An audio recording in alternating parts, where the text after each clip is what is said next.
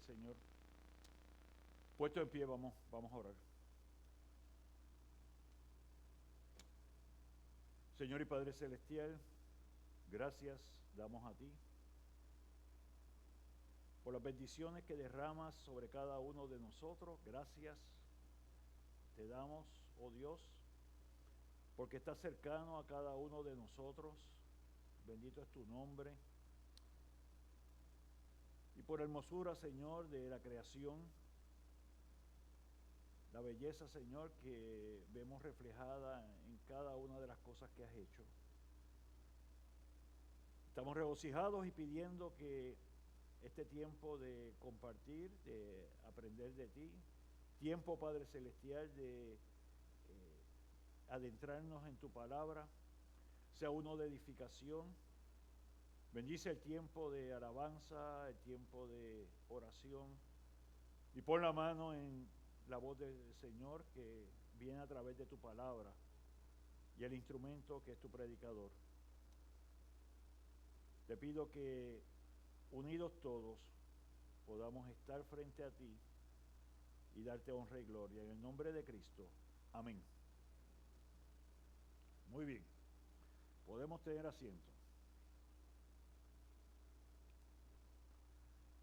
Básicamente hemos estado compartiendo sobre la segunda venida. Y en la segunda venida hemos hablado o lo hemos tratado de representar con un gráfico que nos permita a nosotros de una forma visual entender y ver escrituralmente los elementos básicos que están relacionados a la segunda venida. Con esto tenemos la presentación y hemos estado compartiendo que nos encontramos en este siglo y que hay una división natural que va a ocurrir en espacio y tiempo, que es el siglo venidero. Y entre este siglo y el siglo venidero, entre este tiempo y el tiempo futuro, enmarcamos todo lo que ha de ocurrir. La separación entre este siglo y el siglo venidero está dada por la segunda venida de Cristo, que es lo que hemos estado enfocando. Y la segunda venida de Cristo tiene como consecuencia la resurrección de todos y tiene como consecuencia, además de la resurrección, un juicio general para todos. Esos elementos que están allí son elementos básicos que han de ocurrir. Y luego de que ocurra esto, tenemos entonces la continuidad del reino de Dios, donde habrá cielo nuevo y tierra nueva.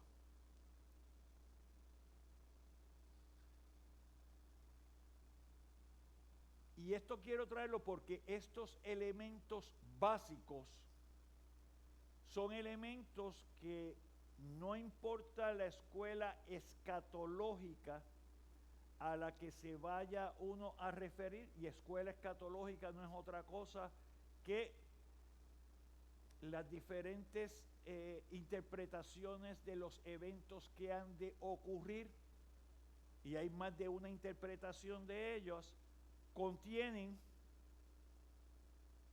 estos elementos que estamos compartiendo.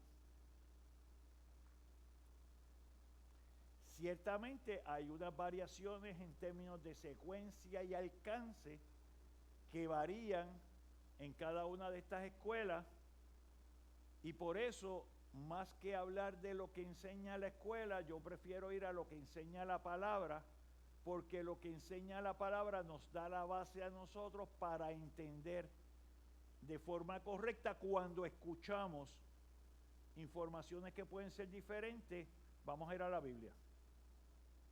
Entonces, una de las cosas que yo pretendo, que aunque hemos estado compartiendo, yo sé que han tomado nota y todas estas cosas, cuando terminemos este proceso, yo voy a sacar unas copias de lo que hemos estado compartiendo para que tú las puedas tener de referencia.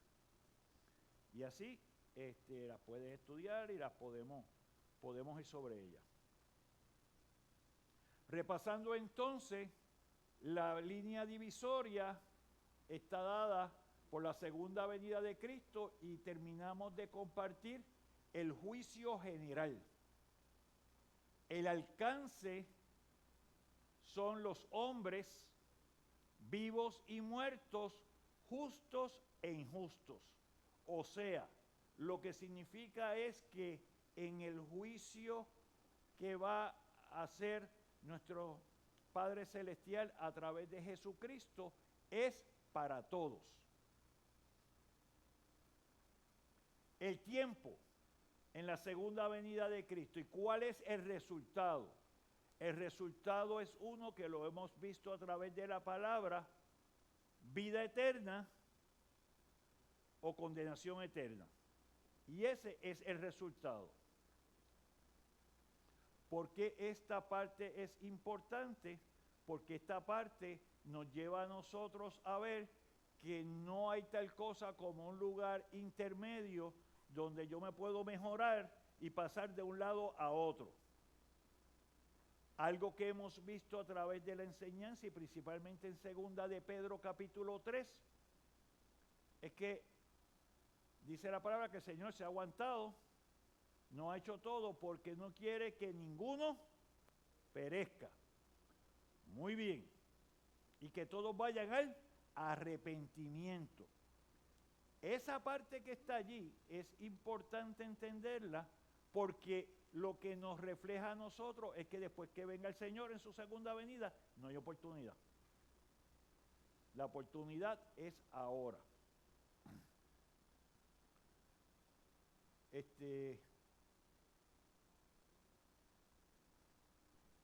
Muy bien. Así que vamos a enfocar este tiempo ahora en lo que llamaríamos quizás la última parte de lo que estamos compartiendo, que es el reino escatológico. Así que, ¿cuál es el concepto de reino? Y tenemos su definición. Primero, la soberanía de Dios sobre todas las cosas. Así que cuando hablamos del reino de Dios, hablamos sobre la soberanía de Dios sobre todas las cosas. Ahora bien, el concepto de reino nosotros lo asociamos en nuestro entorno a un espacio geográfico donde habita alguien con autoridad. Eso es lo que a nuestra mente viene. Y cuando hablamos de reino, para muchos, ¿qué trae? Por ejemplo, Inglaterra, que hasta hace poco tuvo una reina y ahora tiene un rey. Pues tenemos un entorno que es Inglaterra, pero el entorno de por sí no define un reino. ¿Quién define el reino? El rey o la reina. Donde se le reconoce esa autoridad. Si nosotros vemos en el entorno de nuestros días, son pocos los lugares que reconocen la parte del reinado. Por ejemplo, España tiene rey, pero la parte política la trabaja lo que se llama un primer ministro. O sea que el rey no está envuelto en la parte política. Inglaterra es igual. Lo otro es Japón, que mantiene la línea del emperador. Pero lo mismo, tiene un primer ministro que trabaja toda la parte política. Pero el pueblo le reconoce autoridad al rey o al emperador.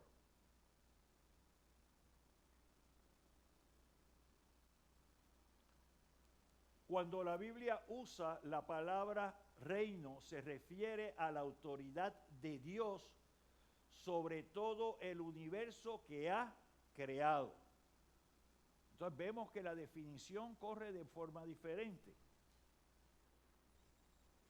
En esa autoridad los creyentes se someten al reino de Dios, mientras los impíos rechazan la autoridad de Dios del reino. ¿Entendemos eso? Porque eso hace una diferencia bien grande. Para el creyente, nosotros nos sometemos a Dios porque le reconocemos como creador, le reconocemos como dueño del universo.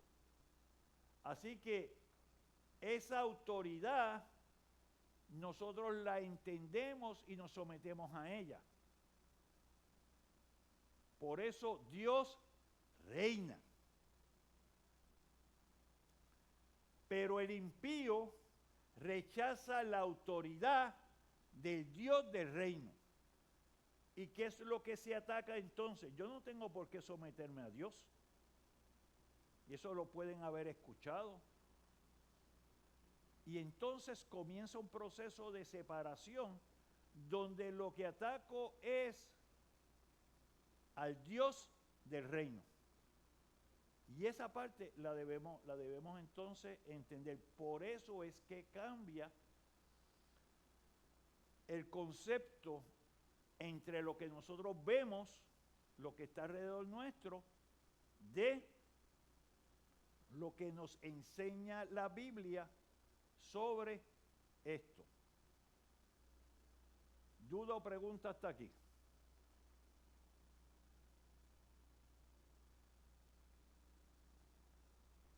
Muy bien. Vamos a ver algo. Soberanía de Dios sobre todas las cosas. Salmo 103, 19 nos dice: Jehová estableció en los cielos su trono y su reino domina sobre todos. Así que lo que significa esto, bueno, antes de yo decir lo que significa, ¿cómo tú ves eso? ¿Cómo tú entiendes esa parte? Jehová estableció en los cielos su trono y su reino domina sobre todo. Eso lleva un mensaje, además de la parte obvia, pero hay una parte que es más interesante todavía.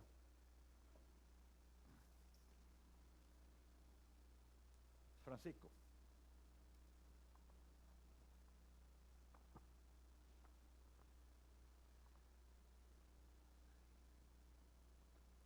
Eso es como si todas las cosas se tienen que sujetar directamente a Él. No hay otra forma ni otra manera. Muy bien. Es simplemente todo sujeto a lo que Él ha creado. Muy bien. Ahí viene un punto. Y yo a veces lo refiero y soy bien directo en eso. El hecho de que tú no quieras creer en Dios no significa que Dios no existe. Eso es lo que quiere decir es eso. El hecho de que tú no te quieras sujetar a lo que Dios nos pide a través de Jesucristo en su palabra, no quiere decir que nos exime. El hecho de que yo no quiera creer no quiere decir que no voy a estar ante el Señor y voy a tener que dar cuenta. El hecho de que yo no crea en la resurrección no quiere decir que no voy a resucitar, porque a veces nos creemos que las cosas es como yo diga. Y lo que tenemos que entender, que se nos hace difícil y la gente no quiere ver, es que Jehová estableció en los cielos su trono y su reino domina sobre todos. Y Él ejerce su misericordia porque cuando llueve no llueve para los buenos y no llueve para los malos. Llueve para todo el mundo. Y cuando sale el sol, sale para todo. Eso es un acto de misericordia. Pero el cambio y la salvación es un acto de gracia. La esfera de la salvación es donde entra se entra al reino. Muy bien. La esfera de la salvación es donde se entra al reino. Quiere decir, eso tiene otro mensaje. ¿Cuál es ese mensaje, Wanda? Vamos a ver. ¿Cuál es ese mensaje? Dice, la esfera de la salvación es donde se entra al reino. ¿Qué significa eso? Dios los bendiga. Pues la esfera de la salvación es la llave. Ajá. ¿Y por qué necesitamos esa llave? Porque si no nos hemos entregado al Señor de una manera digna, de una manera arrepentida, y hemos seguido su mandato para adquirir esa salvación. Eso es como ahí hay una llave, estamos allí, pero tenemos que obrar para poder entrar a ese reino. Y esa salvación nos la está dando el Señor por gracia. Muy bien. Y si tenemos que entrar al reino, ¿qué significa? ¿Dónde estamos? Todavía no estamos en el reino. Ok, quiere decir que ahí es que quiero llegar. El que no ha conocido, el que no ha reconocido al Señor, está fuera del reino. Porque nacemos fuera del reino. Y eso es importante por algo. Y es importante porque tenemos el pensar generalizado de que nacemos buenos, nacemos dentro, pero nos descajeamos y salimos fuera y venimos y entramos para acá y volvemos y nos salimos para allá. Nacemos fuera, nacemos pecadores, estamos fuera del reino. Eso es importante entenderlo, estamos fuera del reino. Cuando reconocemos al Señor, tenemos la llave. Usamos la llave y entramos al reino. Hay una pregunta atrás. Francisco, ¿me ayudas aquí con? Ajá. Pero quiero aclarar otra cosa. Podemos estar en esa esfera, pero tenemos que tener un cuidado en que salgamos afuera, salgamos del reino y se nos pierda la llave. No, por eso es que te quiero traer un concepto allí que debemos entender. Cuando nosotros hemos creído en el Señor y el Espíritu ha obrado en nosotros, lo que pasa es lo siguiente. La obra de salvación no es una obra mía, es una obra que el Señor hace a través de mí con el Espíritu. Y sí va a pasar algo. Si yo he reconocido al Señor, puedo tener mi momento en el cual me estrellé, pero el Espíritu me va a redarguir a mí y me va a dar a mí ese entendimiento de que me escocoté y voy en ¿qué? En arrepentimiento. Cuando no hay un espíritu de arrepentimiento, cuando no hay un fruto de arrepentimiento, quiere decir que yo tengo el conocimiento del Señor, pero su espíritu no está en mi corazón.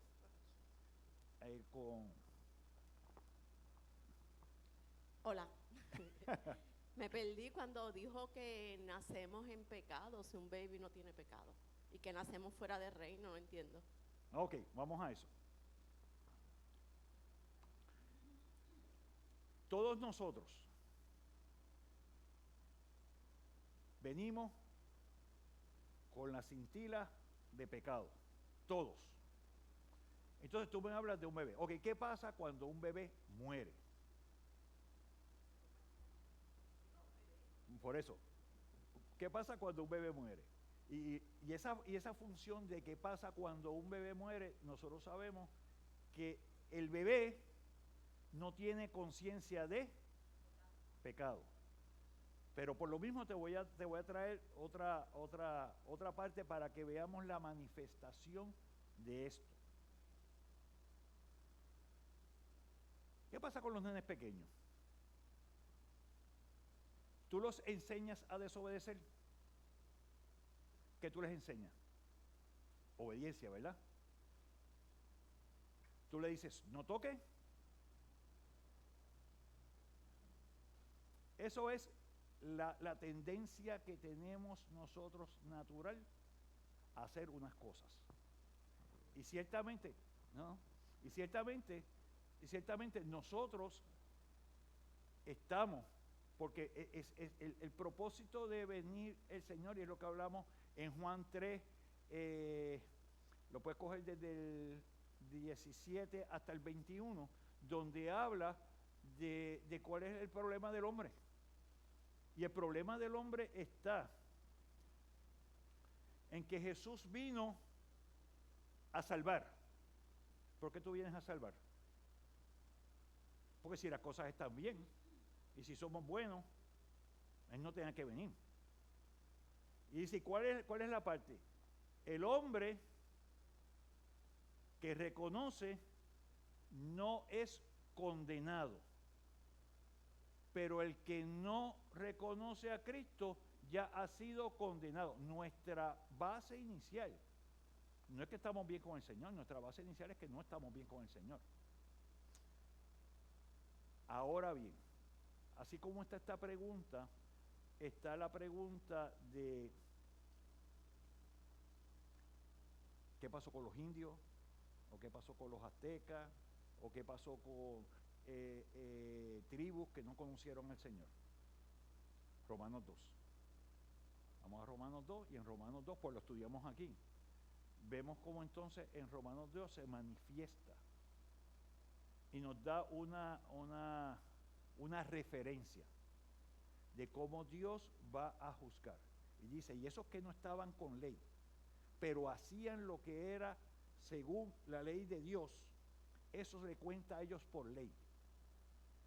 Yo cuando vi eso, yo dije, espérate, porque a mí, yo me he hecho esa pregunta también, me ha pasado lo mismo, ¿y cómo va a funcionar este asunto? Quiere decir entonces, primeramente, Dios se ha manifestado a todos nosotros y a todos los que estaban desde la creación, o sea, todos los que estaban desde el principio a través de su creación. Muy bien. Pero Cristo no estaba en ese momento. Y sabemos que la obra de Cristo es la obra que nos ha hecho a nosotros. Su sacrificio ha hecho la convalidación de nuestro pecado y la consecuencia de nuestro pecado. Así que, si regreso en esto, por eso nosotros no podemos juzgar y establecer, este está bien, o este está mal, o este va, o este no va, porque el que conoce las intenciones del corazón es Cristo. Y en su momento Él va a traer y va a hablar, y va a hacer. Pero sí te puedo decir también que qué pasó con Moisés, o qué pasó con Elías, o qué pasó con Eliseo, o qué pasó con David y todas esas cosas. Y yo lo único que te puedo decir es, cuando vamos a la transfiguración, ¿quiénes estaban allí? Elías y Moisés. Eso que nos presenta la palabra que atestiguó Pedro, Juan y Jacobo, me da a mí una cosa especial. ¿Por qué? Lo que Jesús está hablando. Voy a preparar lugar para vosotros, para que donde yo esté, ustedes también estén, porque hay resurrección. Oye, Él está hablando de algo y tú tienes allí algo que te demuestra lo que Él está diciendo. No solamente que Cristo resucitó y sabemos que después estuvo por 40 días adicionales y que más de 500 personas lo vieron y que Él ascendió al cielo después. Lo tenemos en Él. Pero en la transfiguración lo podemos ver entonces ya reflejado. Y ese es un punto más contundente de que más allá de que tú mueres y te quedas bajo tierra, como muchos piensan, y ahí se acabó todo, hay algo que es más allá que eso. Voy allá atrás, con John.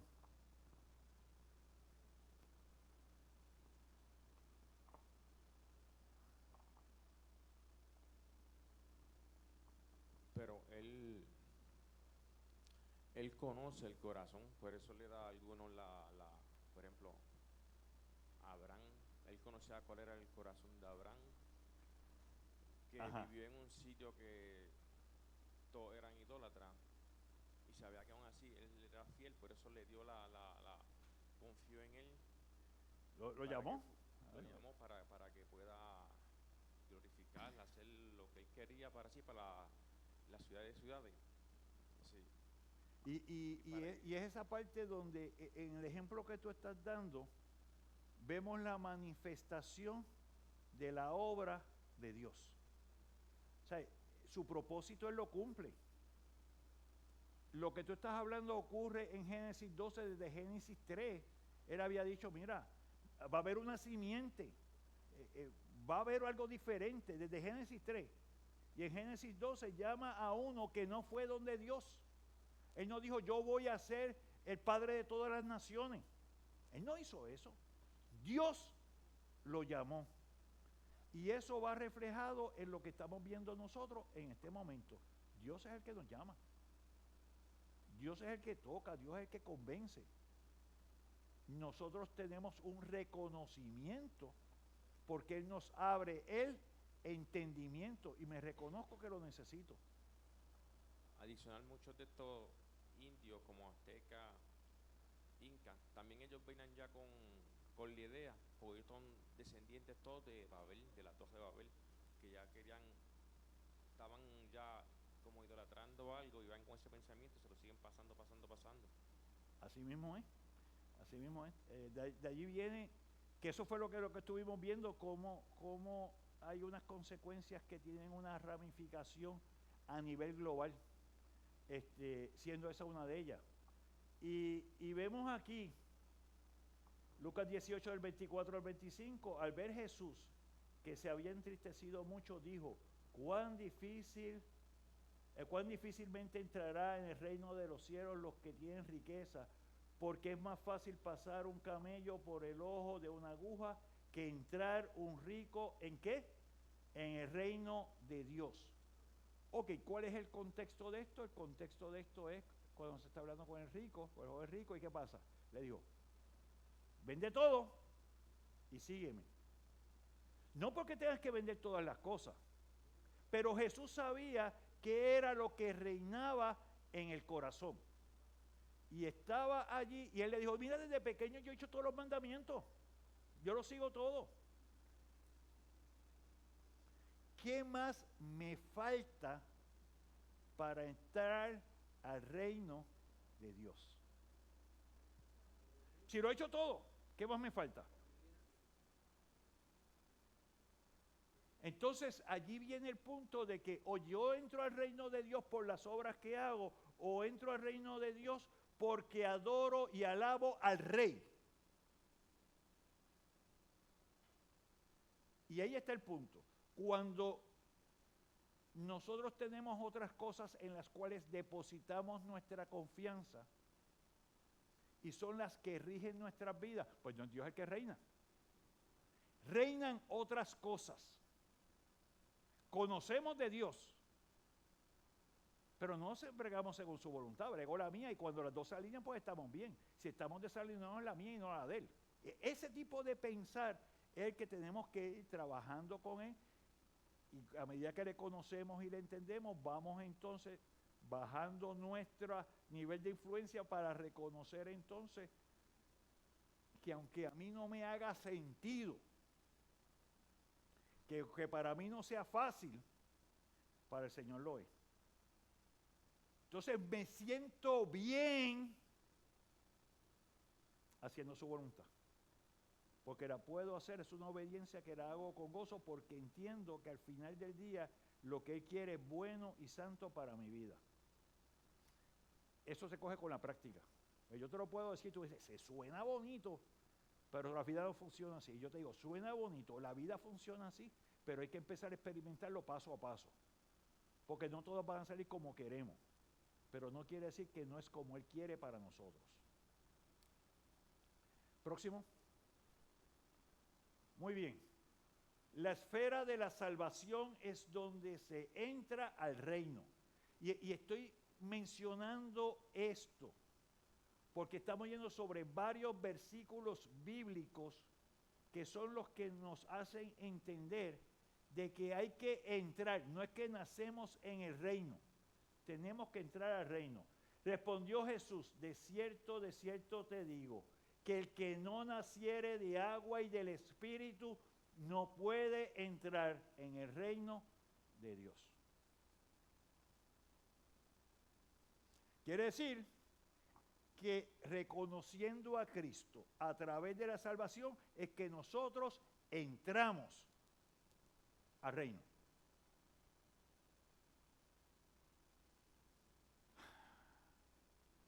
¿Y por qué insisto mucho en esto? Insisto mucho en esto porque en nuestro tiempo se hace mucho énfasis cuando las personas mueren para establecer, ellos ya están en el cielo, está con el Señor, está descansando y todas esas cosas. Para que eso sea una realidad tienes que haber reconocido al Señor. Y si, por lo menos cuando yo voy, que me piden que vaya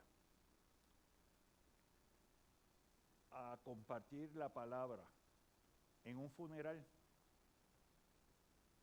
bueno, los que han ido me conocen, yo le hablo a los que están allí. O sea, el mensaje es a los que están allí. Ya la persona que falleció, si conoció al Señor, su alma está delante de Él. Si no conoció al Señor, ni no quiso arrepentirse, lo siento por la persona. Pero no está. O sea, es bueno y es consolador el tú decir otras cosas. Por eso yo no entro a hacer juicio sobre la persona, sino que le hablo a los que están allí para reconocer que eso que pasó nos va a pasar a todos si el Señor no viene. Y que debemos estar preparados para eso. Y como podemos ver, y tenemos múltiples historias y múltiples noticias, ninguno sabe el día y la hora, porque uno espera de una manera, pero pueden pasar muchísimas cosas que cambien eso. Cada día tenemos que vivirlo ante el Señor. Y cada día tenemos que vivirlo como que es mi último día. Porque para el creyente no hay último día. Para el creyente lo que hay es una transición de aquí ante el Señor. Y sabes que al final del día eso es lo que va a pasar. Pero para el no creyente es de aquí a estar separado eternamente del Señor, con un cuerpo que va a ser glorificado, porque no solamente para los creyentes, todos van a tener cuerpo glorificado. Y el cuerpo glorificado te va a pedir o que tú vivas eternamente o que estés separado de la presencia del Señor bajo castigo eternamente. Eso es lo que permite el cuerpo glorificado, porque si no hubiera el cuerpo glorificado, nos deshacíamos. O nos gastábamos con el tiempo de la eternidad o nos gastábamos entonces bajo el castigo eterno. Esa parte, el verla a través de la palabra, se escucha fuerte, se escucha difícil, pero es mejor entenderla y discutirla acá a tener una sorpresa arriba. Próximo. Mateo 13:41. Enviará el Hijo del Hombre a sus ángeles y recogerán en su reino a todos los que sirven de tropiezo y los que hacen iniquidad. Jesús hablando. Y marqué una parte allí, porque esa parte es importante que la veamos en dos contextos. Y bueno, le estoy sumergiendo en aguas semiprofundas a profundas. No la trates de hacer, buscamos un tanque de oxígeno, ¿verdad? Y nos ponemos la mascarilla y bajamos.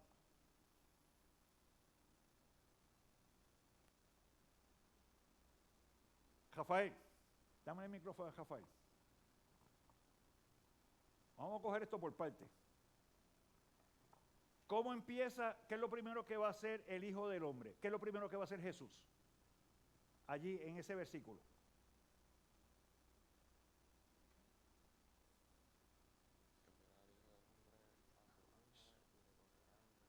¿Qué es lo primero que va a hacer? Recogerán de su reino a todos No, los no, que espérate, lo primero que hace. recogerán, Antes de recoger, ¿qué hace?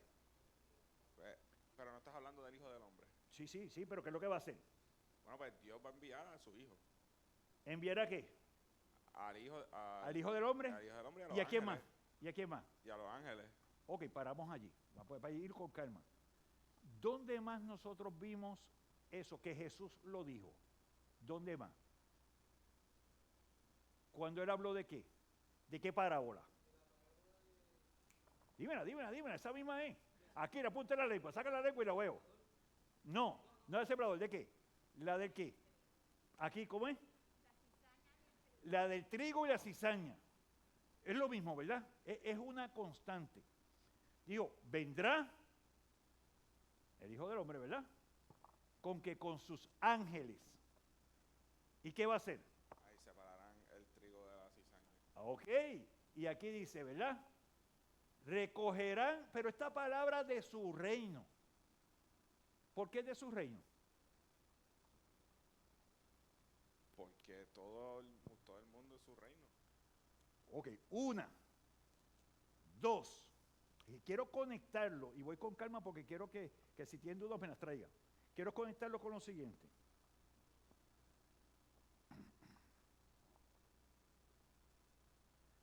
Isaías 9:6 promete que va a haber un rey, ¿verdad? Y vamos a Mateo, a Marcos y Lucas, y nos habla del nacimiento del rey, ¿verdad?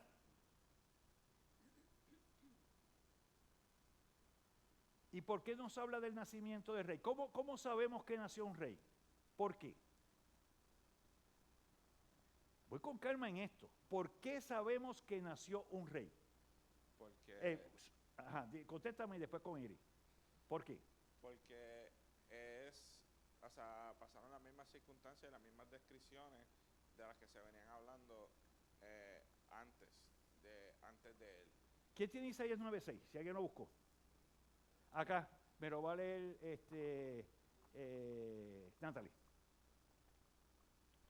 Isaías 9:6.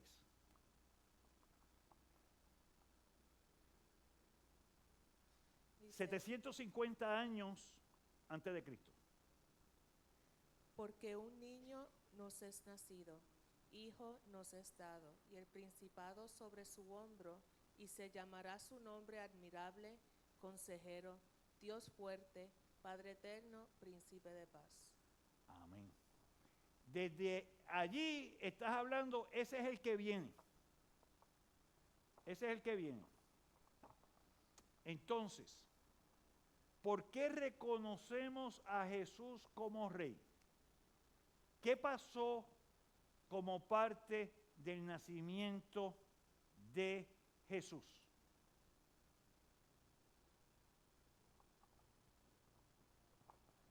Hubo cierto linaje desde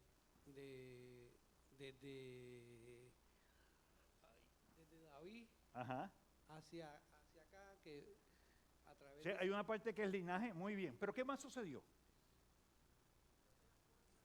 Ajá. Dame acá y después voy con yo. ¿Qué más sucedió? Y esto es importante porque voy con lo que comenzamos con la definición de reinado. Ajá. Primero un ángel se le revela a María, Ajá. a José. Ajá. Luego cuando está para parir María, los ángeles le revelan a los pastores. Ajá. Hubo cánticos en el cielo.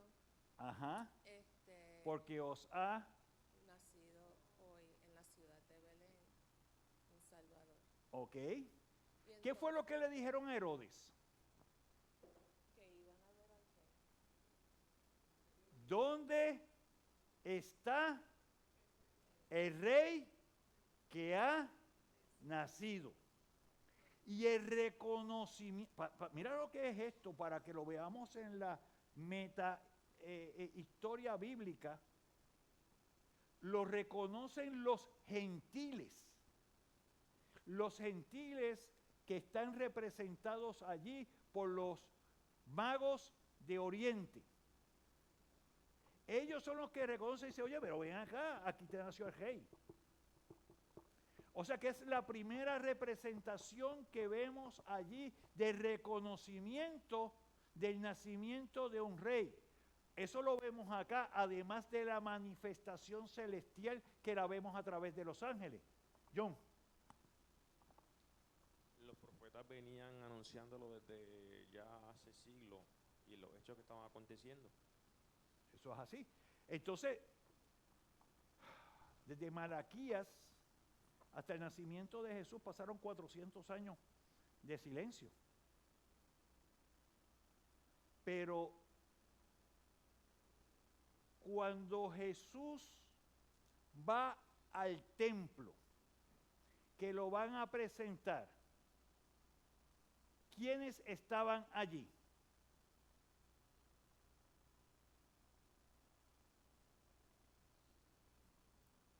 ¿Quiénes estaban allí? Que reconocieron a Jesús.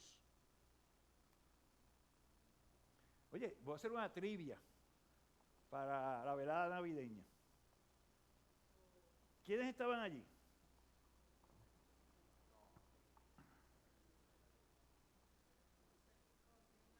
Estuvieron José y María. ¿Y quién les reconoció?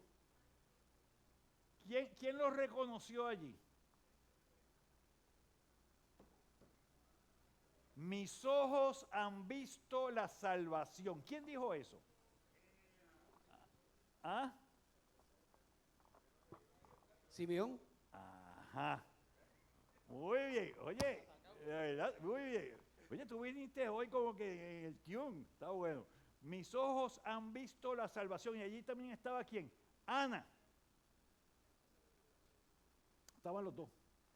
Y los dos reconocieron. O sea, es que a lo que los quiero llevar es a que cuando habla aquí, recogerán de su reino, es porque el rey vino. Y el reino de Dios fue inaugurado, pero no ha sido consumado. Entonces,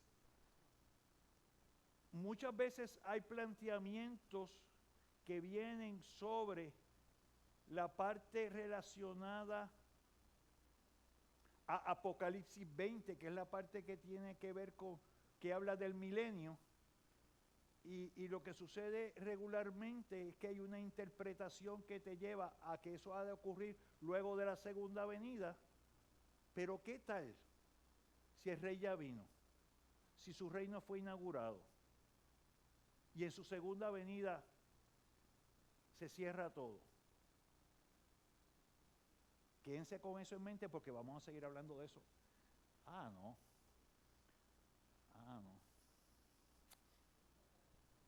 Ok. No me toca el timbre todavía. Dame los 3 minutos que quedan. Y ya te va a preguntar algo. Ajá. Es que ustedes saben, pero yo tengo que preguntar porque todavía tengo confusiones en mi mente. No, con calma. Yo sé que ustedes saben, pero yo todavía. No. Ese versículo siempre me ha traído a mi confusión porque yo siempre he entendido de que cuando venga el rey viene a buscar a los suyos. Sin embargo, en ese versículo me dicen que los que se van de la tierra son los malos. Todos. Pero no entiendo, ¿cómo que todos? Escucha. Oye. Por eso. Está bien. Sí, pero no, y no hay problema.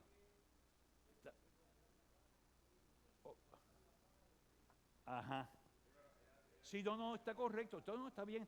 Por eso, pero no hay problema. Porque lo que sí es importante es, sí, no, pero está bien. Porque lo que pasa es que, no. Lo que pasa es que no podemos mirar, o sea, tú tienes que mirar lo que es la narrativa completa que se está llevando y que Jesús mismo está enseñando. para mí habría una duda mental grande si dijera, yo me llevé a los buenos y dejé a los malos. Para mí sería algo fuerte. Porque cuando vamos a la parábola del trigo y la cizaña, no solamente en el trigo y la cizaña, en las otras partes que el Señor está hablando, que son lo que llaman las parábolas del reino, que las vas a ver allí, todo el tiempo está hablando de que Él va a venir y va a separar la paja del grano, el trigo de la cizaña. Todo el tiempo habla de ambos y uno va a tener un resultado y otro va a tener otro. En este caso, lo que está trayendo es que va a recoger del reino, va a sacar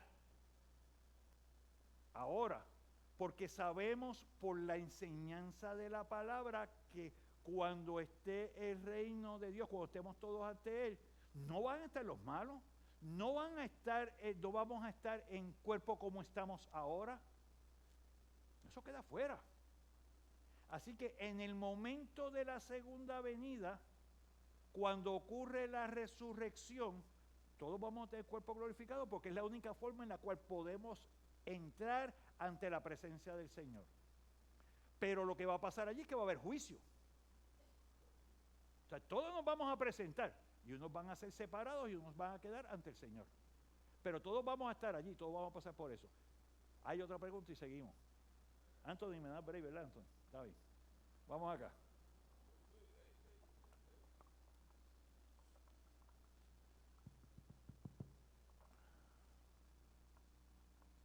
Realmente no es una pregunta, simplemente que el versículo que le sigue a ese dice, y los echarán en el horno de fuego, y allí será el lloro y el crujir de dientes. Y el 43 dice, entonces los justos resplandecerán como el sol en el reino de su Padre. El que tiene oídos para oír, oiga. Amén. Muy bien. O sea que ahí termina el contexto completo de lo que se estaba mencionando. Ajá, John. Muy bien.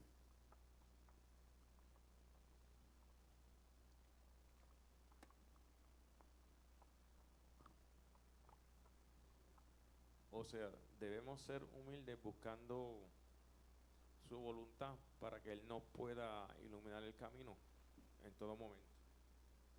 Sí, yo creo que el hecho de reconocer a Cristo nos lleva a nosotros a entender lo que ha sido su obra. El creerla tiene como resultado lo que mencionas. El creer en la obra de Cristo no es conocerla. Porque ¿qué pasa en este tiempo? La humanidad creyente y aún los no creyentes ponen su arbolito y debajo del arbolito ponen un nacimiento y que si ponen unos reyes y que si ponemos unas cosas. Pero hay un enfoque a las luces, hay un enfoque a las cosas y a las actividades. Inconscientemente sé que hay algo, pero el motivo de celebración es lo que hizo Cristo. O el motivo de celebración es el regalo.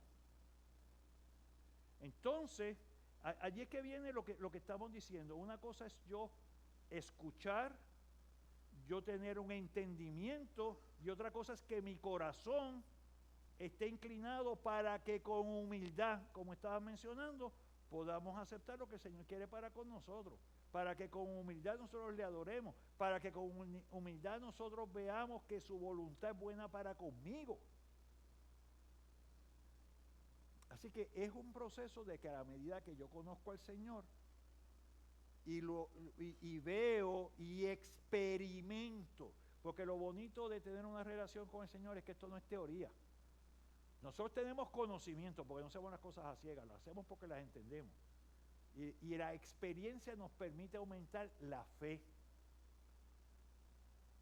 certeza de lo que se espera y la convicción de lo que no se ve. Hebreos 1:11. Pero para alcanzar eso que está allí, que es la definición de fe, es que irlo viviendo de pedazo a pedazo. Y hay ocasiones de que nosotros en nuestras fuerzas nos damos por vencidos. Esto no va a cambiar, esto va a ser siempre así. Y no necesariamente. Te lo dejé encima de la mesa. Allá. Puesto en pie, terminamos. Recordando algo, tenemos una pausa de las clases. ¿Cuándo volvemos otra vez? La fecha es el 12, ¿verdad? 12 de enero retomamos las clases. No, hasta el 12 no. Vamos, yo lo voy a estar anunciando al frente, pero entonces los próximos domingos el servicio de adoración, la parte de alabanza y predicación comienza a las 9. Entonces va a ser de 9 a 10:30 básicamente por los próximos 3 son, ¿verdad? Sí, próximos 3 domingos. Esto me mantienen al día. Oramos. Señor y Padre Celestial, a ti damos toda honra y toda gloria. Gracias por la bendición de poder entrar y adentrarnos en la enseñanza de la palabra, adentrarnos, Señor, en la forma clara que tú nos hablas a nuestras vidas. Permite, Señor, que todo lo que nos llevamos de conocimiento se pueda convertir en obra para nosotros, en confianza y seguridad de que tú nos miras. Quiero, Padre Celestial, pedir que tomemos esta oportunidad para alcanzar, para llevar el mensaje, para acercarnos a los familiares, a los amigos, a las personas, dando y compartiendo el verdadero sentido de este tiempo, que es el reconocimiento de que el regalo más grande que tú tienes para cada persona es la salvación de su vida. Y la alcanzamos a través de Cristo Jesús, Señor nuestro. En el nombre de Cristo. Amén y amén. Señor les bendiga.